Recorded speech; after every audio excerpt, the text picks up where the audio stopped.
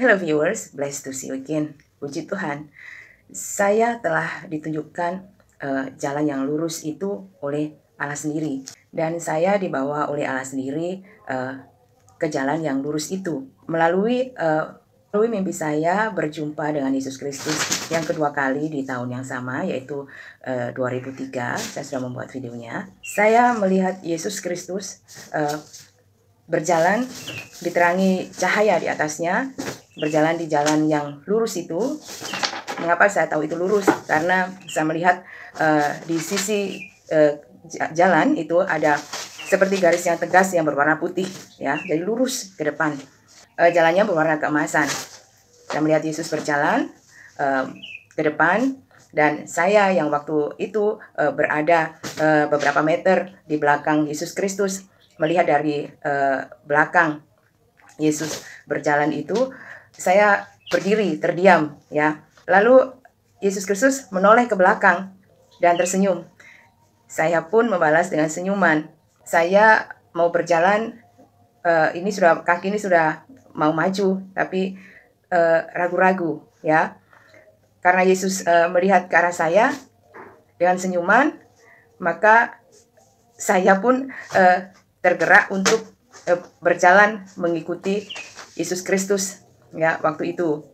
Dan saya melihat sosok Yesus Kristus yang berjalan dari arah belakang itu dengan tegapnya berjalan menatap ke depan. Dengan cara berjalannya pun saya bisa melihat dengan tegas berjalan lurus.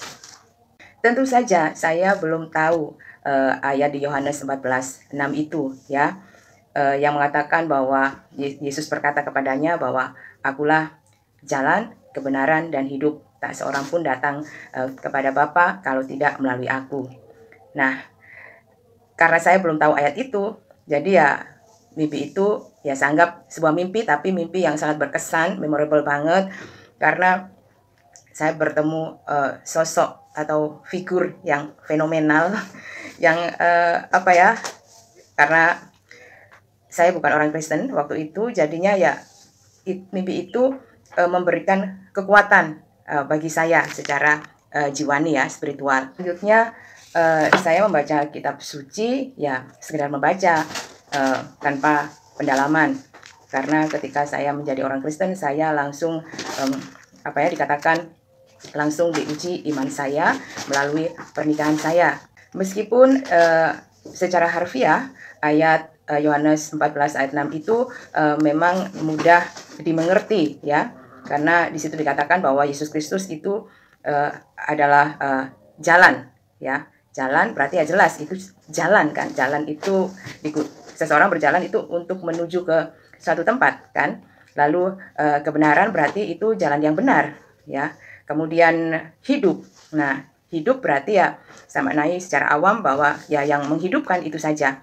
Akhirnya dalam perjalanan hidup saya sebagai orang Kristen itu lama-lama saya memperoleh pemahaman dari mendengarkan, dari belajar dari media, ya, yang itu membantu saya untuk memahami Yohanes 14 ayat 6 itu.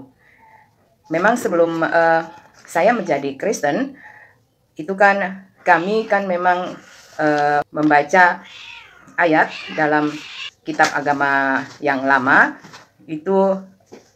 Salah satu surat itu kan memang wajib, ya, untuk dibaca dalam sholat, juga dalam doa, dalam keseharian, ya, karena surat itu disebut surat yang utama. Nah, di dalam ayat yang ke-6 dan ke-7 itu coba saya bacakan, ya. Di ayat yang ke-6 itu bunyi ayatnya dalam terjemahan bahasa Indonesia, tunjukkanlah kami jalan yang lurus. Dan dilanjutkan ayat yang ke-7, jalan orang-orang yang telah engkau anugerahkan nikmat kepada mereka, bukan jalan orang-orang yang dimurkai, dan bukan pula jalan orang-orang yang sesat.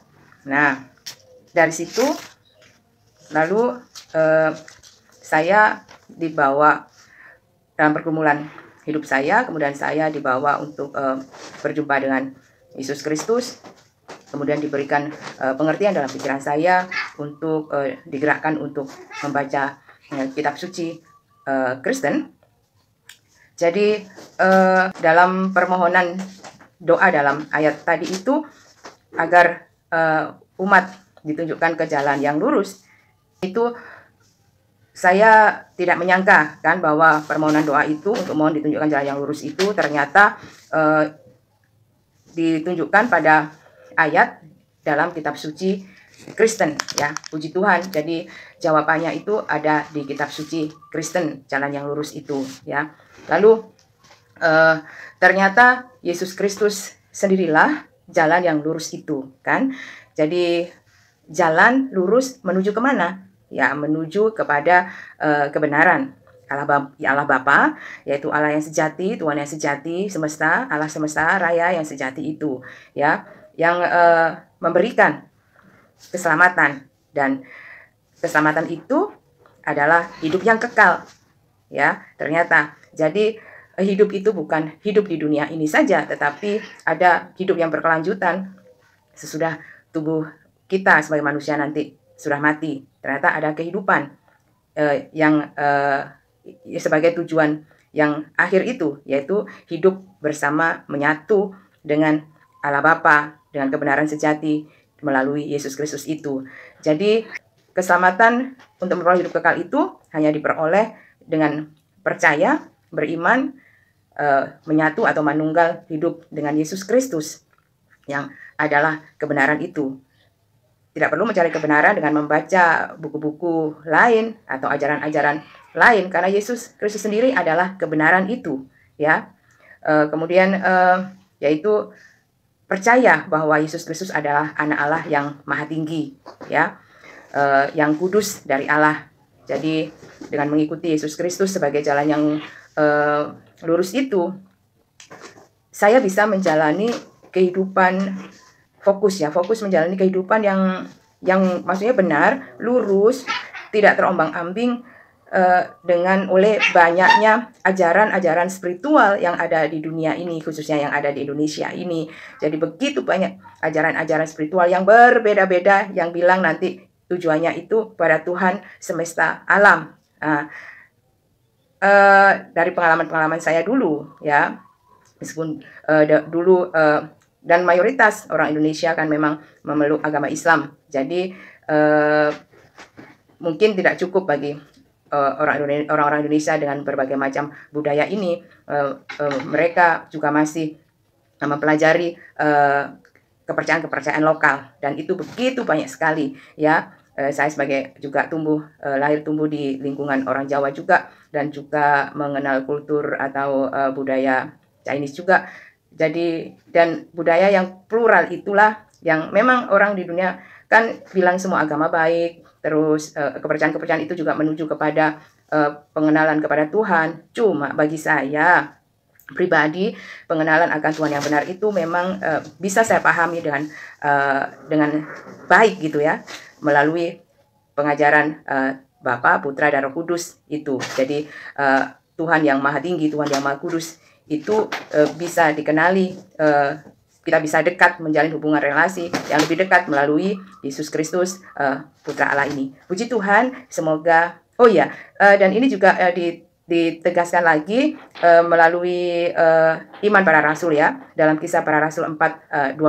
Saya akan membacanya, ya.